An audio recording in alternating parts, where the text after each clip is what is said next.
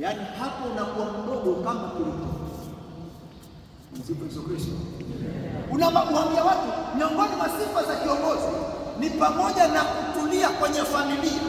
Maana yake kwenye lugha ambayo tumezoea kuitumia kwamba kama wewe ni mwanaume, hakikisha zipu haifunguki ovyo zaidi ya mahala maalumu. Wale wenye dini mbili mmenielewa? Wale wenye dini mbili hapa mmenielewa? Lakini ukipiga mahesabu, huyu ni kiongozi, lakini toka tu kidogo muulizie mzee fulani, anataka mzee nani?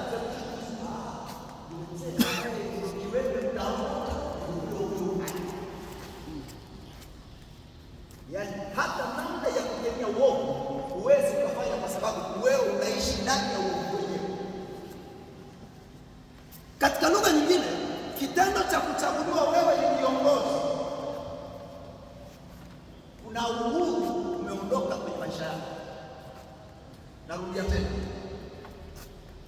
kabla yani umechaguliwa wewe kiongozi, pia kuna aina ya uhuru uliokuwa nao, ambapo ulipochaguliwa kwenye uongozi ule uhuru wote umeondoka, kwa sababu ni lazima kubadilisha aina. Sasa natangulia mbele, huko mbele tutakuja kueleza vizuri, kwa sababu tunatarajia